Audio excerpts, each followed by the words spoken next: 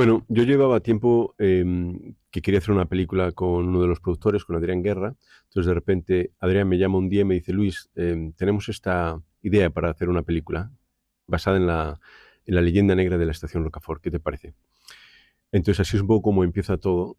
Una idea que en principio nacía como una película de terror puro, 100%, que yo comenzamos a trabajar en el guión y la llevamos un poco más en la dirección de una película de thriller psicológico de terror. Está basada en la leyenda negra de la estación de Barcelona Rocafort, que es una estación que desde su construcción ha estado asociada con muchas muertes, todas ellas obviamente dramáticas. Durante la construcción murieron un gran número de trabajadores, durante la guerra civil hubo mucha gente que pereció allí también. En los años 80 hubo una serie también de asesinatos, perdón, de accidentes macabros, por así decirlo. Luego en los 90 suicidios. Entonces, por un motivo u otro, la muerte ha estado asociada siempre a esta estación y se ha creado esta leyenda negra alrededor de ella que está basada en hechos reales, ¿no? Un poco como la leyenda negra que hay en Madrid con la estación de Tirso de Molina también, algo muy parecido, ¿no? Donde cuando construyeron la estación se estaban encontrando con cadáveres de los monjes y al final decidieron dejarlos allí apartados, pero no se los llevaron a ningún sitio. Entonces, a raíz de ahí, pues bueno, la gente dice, pues he visto algo en el túnel o he oído algo. ¿Dónde empieza la realidad? ¿Dónde acaba la ficción? Eso ya es más subjetivo, pero lo que sí que es cierto es que en los dos casos hay una leyenda negra asociada a hechos oscuros y la estación de Rocafort en Barcelona es bastante... Tiene una energía un poco bastante negativa, la verdad, sobre todo cuando sabes todo esto. Es una estación que bueno, se te pone un poco los pelos de punta. Correcto, esta es la primera película de género de terror que dirijo. Sí es cierto que cuando rodé mi película Secuestrado con Halle Berry, los últimos 15 minutos de la película, los últimos 20 minutos, la actriz está sola en una casa y cuando lo estaba rodando me di cuenta que era un poco como una película de terror. Cuando estaba montando el material me di cuenta que me había quedado muy interesante y que se sentía como una película de terror. Entonces me di cuenta de que era un género que lo conocía, inconscientemente lo conocía y lo sabía trabajar. Digo inconscientemente porque en realidad mis orígenes en el mundo de terror es cuando tenía 12 años, 8 12 años, que con un grupo de amigos rodábamos cortos de películas de terror en Super 8, mudas. Entonces, no es que lo que hiciésemos fueran obras de arte, pero lo que sí que hacíamos era ver todas las películas de terror que existían en el mercado durante mucho tiempo, ¿no? Entonces, yo creo que a fuerza de haber sido un espectador de cine de terror a tan temprana edad, inconscientemente, si bien a lo largo de los años he seguido viendo puntualmente películas de terror que me interesaban, sí me di cuenta, cuando rodaba Secuestrado, que conocía muy bien ese lenguaje. Entonces, a partir de ahí, surge en mí el deseo de rodar una película de género de terror, porque creo que, bueno, que voy a saber hacer algo interesante al respecto. Después de, a mí yo no soy fan del terror, sé que tú sí, pero yo no, no me gusta. Eh, pero no me gustaba, quiero decir. Ahora, después de haber rodado una película de terror, le he cogido muchísimo el gusto a estar actuando en ellas. Así que ojalá tenga la oportunidad de trabajar más en el terror. Sí, digamos que en la primera versión del guión em, estaba bien, tenía una idea original muy interesante, pero decidimos desarrollarlo mucho más y bajarlo un poco al mundo real, entre comillas. Es decir, no queríamos, yo como director, no quería una película que era todo paranormal, donde de repente el espectador pudiese desconectar, porque llega un momento donde todo está basado en un punto de credibilidad. Me lo creo, no me lo creo, me ha convencido, no me ha convencido. Entonces hubo un deseo por mi parte, de bajarlo a la tierra, toda la historia, y unirlo con el thriller psicológico, el mundo de terror. Entonces, haciendo esto, de repente efectivamente tienes no solo una película de terror, pero también tienes un proceso de investigación sobre qué es lo que está sucediendo. Hay películas de terror que ya han hecho esto en el pasado, como por ejemplo The Ring. Y esto era un poco la idea de esta película, obviamente, crear algo partiendo de la leyenda negra de la estación Rocafort, eh, que fuese mucho más allá de lo que podría haber sido una básica interpretación de cine de terror de la estación Rocafort. Es decir, la película empieza allí, pero la película va mucho más lejos. Muy bien, Natalia Zara, Javier Gutiérrez, Valeria Sorolla son unos actores increíbles, son además majísimos como personas, entonces es un auténtico placer trabajar con ellos. Natalia es una actriz muy joven con un gran talento, una intuición maravillosa. Javier es un actor un poco más mayor respecto a Natalia, con muchísimo talento, muchísima experiencia, muchos años de trabajo detrás. Y es un actor también súper generoso, tanto con Natalia como conmigo, como director, como con Valeria. Entonces, eh, eso creaba un ambiente muy bueno para la creación, el saber que estábamos todos trabajando juntos buscando lo mismo. Eh, entonces, realmente un auténtico placer trabajar con ellos tres. O sea, Javier, ¿qué puedo decir de Javier? Que ya la gente no sepa, es un actor con un reconocimiento internacional de la calidad de su trabajo y obviamente tener a Natalia trabajando mano a mano con él, pues era una gloria tanto como para Natalia como para todos. Bueno, trabajar en este nuevo género para mí fue súper interesante porque no sabía qué esperar de este rodaje. Luis fue mi guía número uno porque él hace terror muy bien, creo que es lo que mejor sabe hacer, ¿no? Y o sabe muchísimo de esto. Y él me guió por los mejores caminos y me ayudó muchísimo. Así que em, gracias a él entendí muy bien el idioma de este género. Y Javier para mí fue un compañero increíble, eh, me ayudó muchísimo porque él tiene muchísima experiencia, cosa que yo estoy empezando, incluso en ese momento tenía mucho menos. Y era mi primer protagónico y él pues fue un apoyo maravilloso. Se tomaba el tiempo de ayudarme, de entrar en escena, en pasar texto. O sea, hubo un momento en que me decía porque me veía igual. Esto igual suena fatal de mí misma, pero hubo en algún momento en que yo hablando por ahí con el equipo, porque además soy una persona bastante social, y de repente llega Javier y me mira y me dice, niña, a pasar texto, anda, que nos toca trabajar. Y digo, yo tienes toda la razón, Javier, muchísimas gracias. Esto constantemente y era un excelente, me ayudaba con trucos y demás. O sea, la verdad que estuve muy bien acompañada durante este rodaje, sí, sí. Para mí todo es importante en la película. Obviamente la historia es súper importante, pero también cómo se cuenta la historia es súper importante. Es la otra mitad del juego, por así decirlo, ¿no? Entonces, eh, el look de la película está obviamente muy cuidado, muy mirado. El director de fotografía es Mark Miró, que es súper una persona maravillosa, con muchísimo talento. La diseñadora de producción, Sarah Webster, igual, personas también con una persona con muchísimo talento. Entonces, cuidamos mucho toda la estética de la película, el look de la película, el por qué unos colores y no otros, el contraste, la tonalidad, los sets elegidos y lo que se veía de ese set y lo que no se veía de ese set, ¿no? La película está rodada principalmente en localizaciones reales, pero hay algunos sets. Curiosamente, todo lo relacionado con el metro en sí son localizaciones reales, no son sets, es decir, las vías del tren son reales, los túneles son reales. Entonces, eso añadía un elemento um, muy real a la historia, estar rodando allí y sentirlo, pero obviamente también había que vestir todo eso con muy poquito tiempo, que es cuando está rodando en un metro que no se cierra nunca, que está abierto prácticamente 24 horas, si bien a lo mejor el público no puede utilizar el metro de una 5 de la noche, sigue habiendo trabajos de mantenimiento, etcétera. Entonces es muy difícil rodar allí. Entonces hay que ser, no solo hay que ser bueno, sino que además hay que ser muy rápido. Entonces era muy interesante poder trabajar con gente, todo el equipo técnico, con tanto talento y con tanta capacidad de ser veloz, proporcionando resultados que lo normal habría sido que hubiesen requerido mucho más tiempo para llegar allí.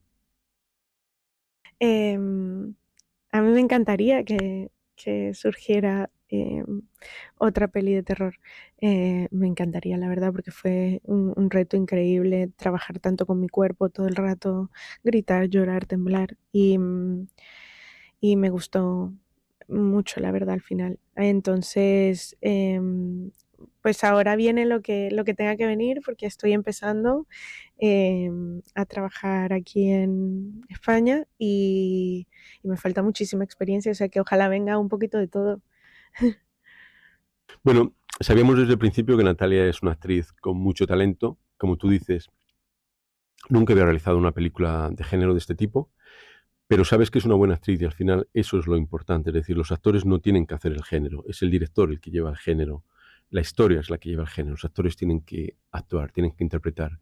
Entonces, lo maravilloso fue descubrir que efectivamente que la intuición de los productores, del director, de las personas que eligieron a Natalia, era correcta. Es decir, una vez que estaba ya durante los ensayos con ella, con Valeria, yo como director me daba cuenta que tenía unas grandes actrices para contar esta historia. Te das cuenta de la capacidad interpretativa de ellas, de lo que escuchan, de lo que, de cómo toman tus direcciones, de cómo desarrollan los personajes escritos, que por muy complejos o completos pueden estar en el papel, nunca son personas y son los que ellos, los actores, los que le dan una persona a ese papel, por así decirlo, a ese guión.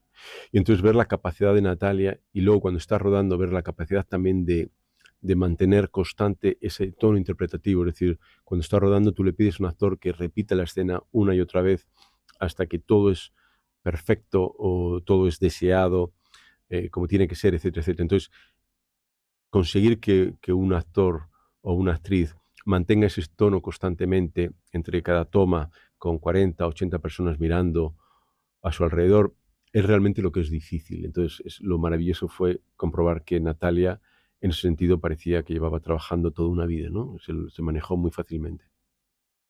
Valeria, pues trabajar con Valeria fue muy fácil. Es una chica maravillosa, súper talentosa. Y creo que es una chica muy interesante de ver en el cine.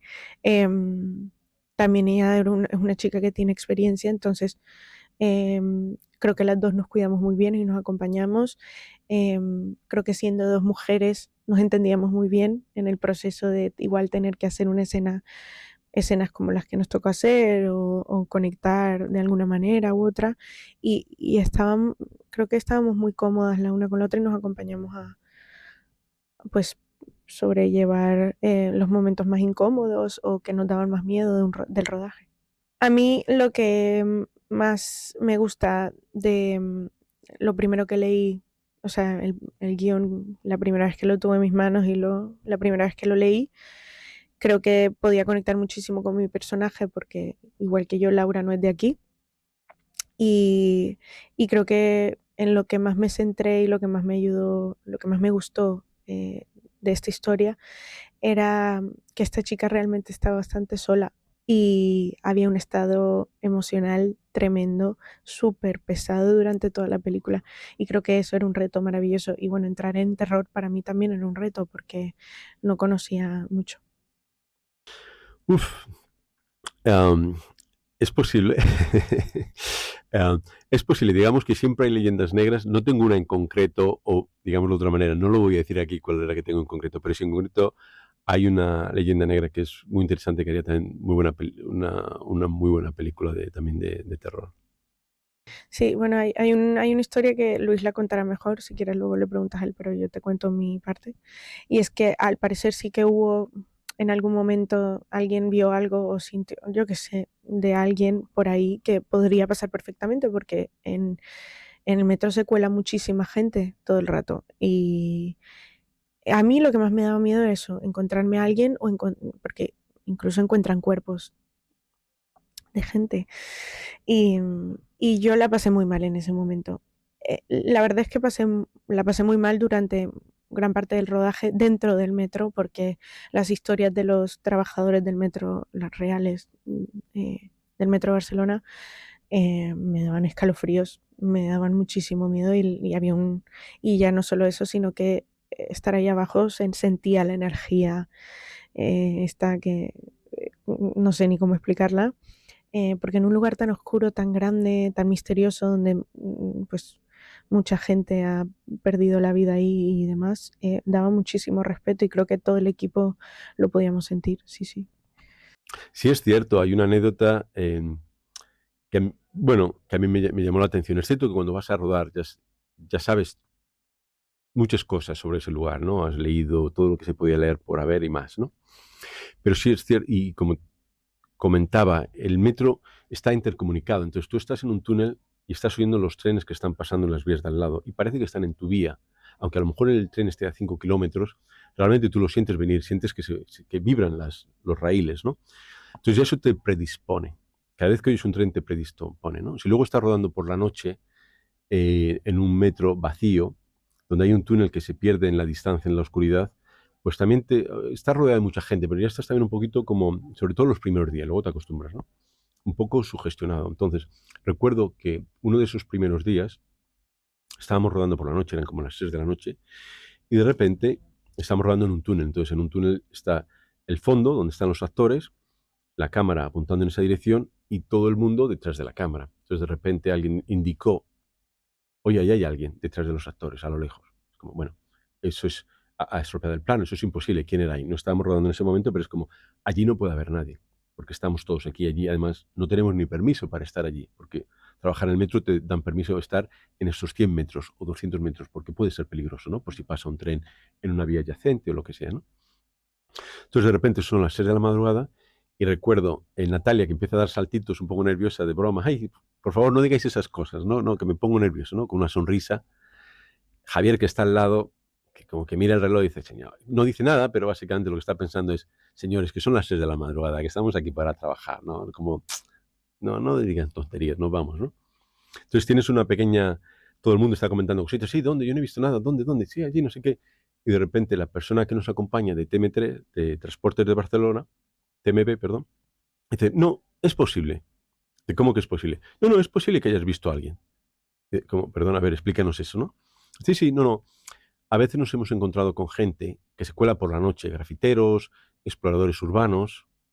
Ah, y esto ocurre a menudo.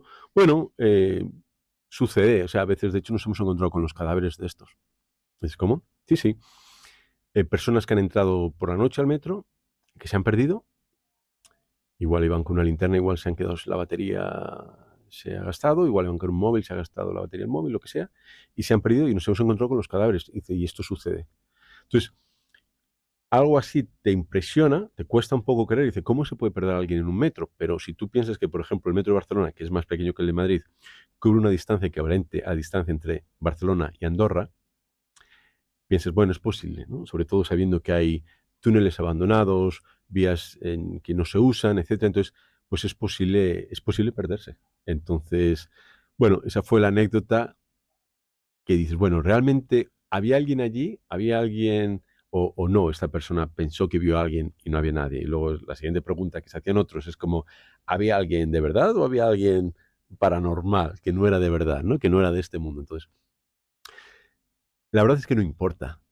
Lo que importa es que el resto de la noche, muchas personas estuvieron un poco incómodas el resto de la noche por esa historia, ¿no? Entonces, yo creo que con esta película ocurre un poco lo mismo, es decir, todos viajamos en el metro, todos hemos estado alguna vez en esa parada de metro donde no hay nadie, a lo mejor poco por la noche, altas horas de la noche donde no hay nadie. Entonces, ya no es importante saber si esa parada está embrujada o si ocurren fenómenos extraños, que unos dirían que es así en Tirso de Molina o en la estación Rocafort en Barcelona.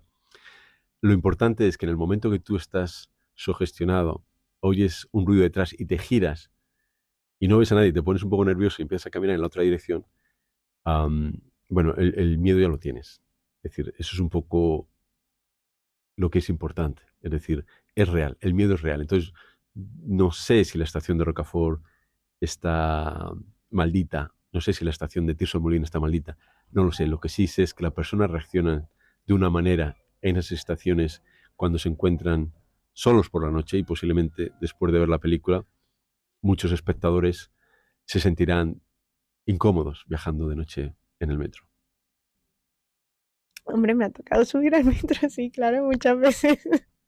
A mí lo que más me da risa de esto es que ah, no estamos en un metro, en un tren, la mayor parte de nuestras vidas, o sea, casi todos los días de nuestras vidas, y no nos enteramos ni de la mitad de lo que pasa ahí abajo, o sea, no tenemos ni idea. Y pues sí, claro que sí, que he estado varias veces en el metro, incluso en el de Rocafort. Em, sí, he vuelto a coger el metro, pero solo de día.